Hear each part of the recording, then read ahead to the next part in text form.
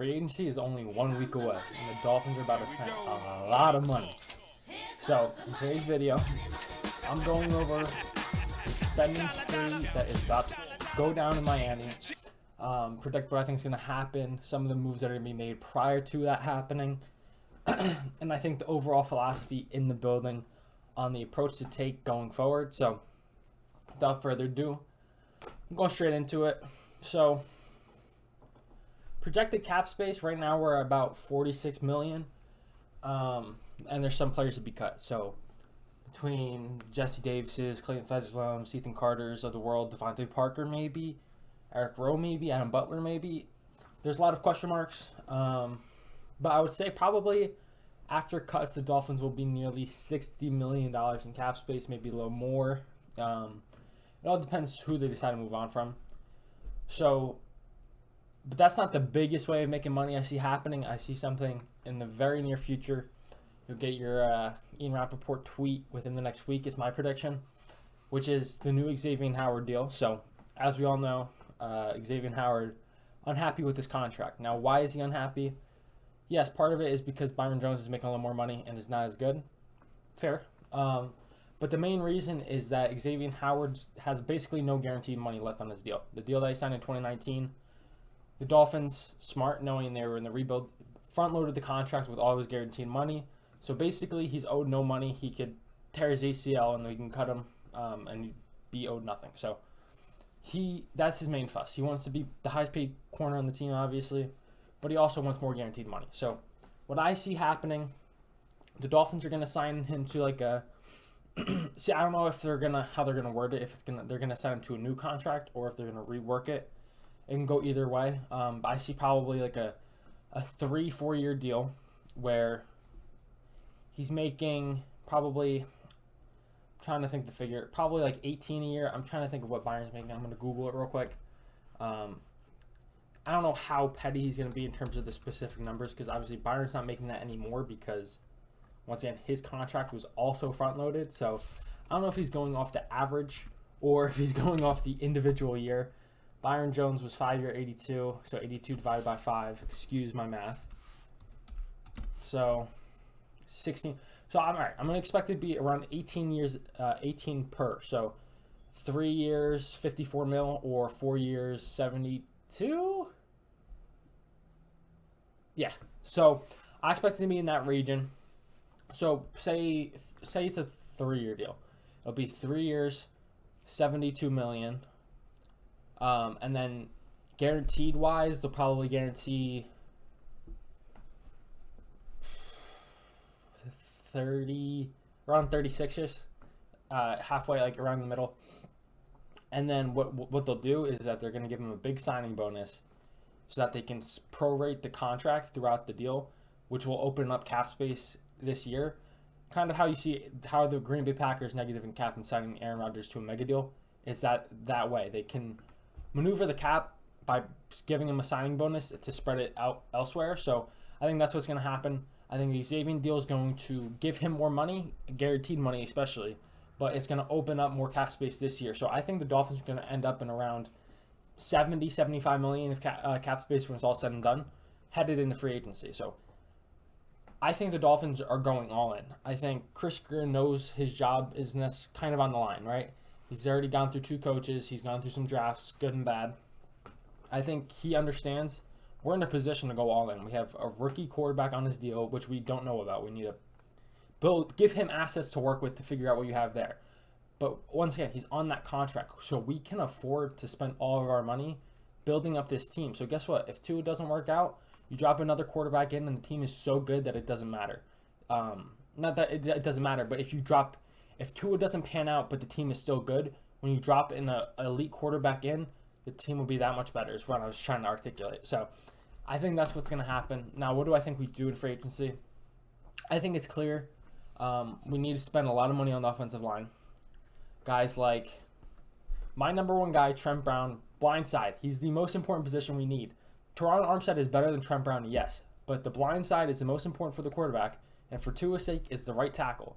And especially with Trent Brown, is going to make less money, significantly less, probably like $5 to $8 million less. So I think you allocate your number one priority should be protecting his blind side, which is our biggest need on the roster, by the way, because left tackle is not the blind side. So it's the right tackle of most teams, which you can tell if you look at how teams prioritize money, is prioritized less. And we already have assets at left tackle. So if you believe in the coaching staff to develop people, which you don't necessarily have to rely on, but if you expect some of that, your number one priority should be right tackle. So without further ado, offensive lineman that we can go after, though, people are saying Armstead. It seems that we do have interest in them. So Armstead, Ryan Jensen, Trent Brown, Lakin Tomlinson, James Daniels. Those are the big offensive linemen I would look out for. Receiver is also something we're reportedly interested in. So, like a big-time receiver, which I don't know. Especially with the free agents, there's not a lot of options due to the franchise tag. Amari Cooper is expected to be cut, so that would be a name to watch out for. He can run routes. He can get open. He'd be a big-time number one to have, especially pairing with Waddle. It's pretty deadly. I would be a big fan of that move. We can maybe see us go trade for a guy. Obviously, the Seahawks go get DK Metcalf, Tyler Lockett. Who else could we trade for?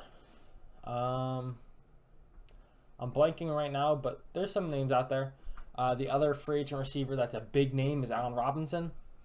So I don't see us going big on receiver in free agency. I could see us trading or going for like a middle of the tier guy, like someone like DJ Chark is a guy I'm a big fan of, or even in the draft. So, but our biggest needs are obviously offensive line and weapons. So we got to go out and improve those in free agency. And like I said, I think Chris Greer knows his shot's not necessarily on the line, but this is his last window of opportunity to prove himself. And if he can't do that, then he's gone. So I think he understands, and this is how the league's headed to. The winning comes in windows for the most part. Very few teams can sustain success.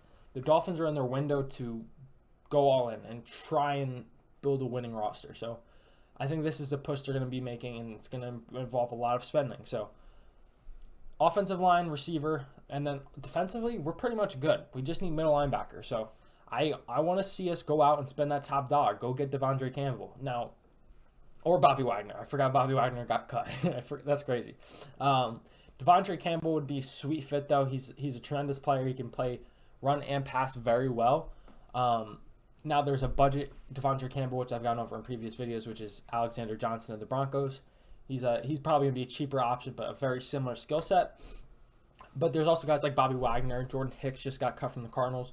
There's options, but I would go out, and I feel like if you add a true big middle linebacker to be able to play all three downs when needed, it just makes that defense that much better. And I'm not going to say it's a missing piece to take the defense from, because everyone was gassing up the defense last year. It had its struggles. It was middle of the pack.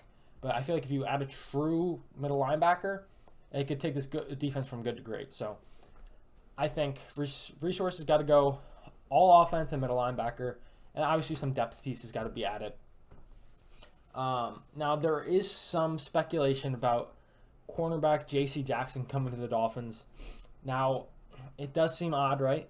We have Byron Jones, Xavier Howard. What would we be doing that for? But there's also speculation of us trading Byron Jones. However, a new wrench has been thrown in those plans with the fact that Byron Jones had just got surgery. I think he had an Achilles tendon injury, which apparently fully guarantees his contract for this season, according to some stipulation. That's what I'm seeing going around Twitter from beat writers. So if that's the case, it's going to be even harder to trade that contract. But for example, let's just play this theory out. Say we're able to find a matching partner to trade Byron Jones' contract. Say it's the Cardinals. It would be more of a cap dump contract because he's a good player, but the amount of money he's making is a lot. So say it's a cap dump contract to, say, the Cardinals. So say we trade Byron Jones for a 4th-round pick. According to Spot Track, which I'm not sure how, because this was prior to, or Spot Track's not updated to the fully guaranteed contract, but say those numbers remain the same, which I'm not fully sure how that'll work, but say it does. The Dolphins will save $10 million and incur around, I think, a $6 million dead cap hit. So we would save $10 million. And if you include the Xavier Howard, not restructure, but new deal, which will probably open up money this season, you can go out and get a J.C. Jackson with that extra money. And J.C. Jackson fits this scheme to a T, and he's very similar to Xavier. He's one of the best ball hawking corners in the league, which Byron Jones is a great corner, and he played in the system very well, but he just doesn't have the ball production. He's more of a pass breakup kind of guy, just very good sticky coverage, but he doesn't get his head around like Xavier does. We were hoping he could maybe develop that part of his game, and he hasn't fully. So I feel like if you were to add J.C. Jackson to this team, it would just be ridiculous the amount of plays those two would be making. I don't think that's a realistic option. It sounds like due to the guaranteed signing or the guaranteed money that's going to be going Byron Jones' way due to the injury, it's basically not going to happen. But it seems to be something that's getting tossed around that we're interested in trading Byron and we're interested in J.C. Jackson. So that's just something to keep your eye on. Like I said, I don't see it happening, but nonetheless, it's exciting times. 1 week away from very, very exciting times. I'm going to be keeping you guys all up to date, my thoughts and my reaction to what's these signings. And let me know down below who's your top guy you want to see targeting free agency. Like, is it Armstead, Brown? I mean, Dolphins Twitter seems to be thinking we're getting everyone. Obviously, that's not the case, but we'll see what happens, man. So I appreciate you guys for watching. I really do. Please like and subscribe. It helps this channel grow. I'm trying to stay consistent and give you guys good content. Please leave feedback on what I can improve on. And once again, I'm very thankful for you guys watching. And until next time, I'll catch you guys.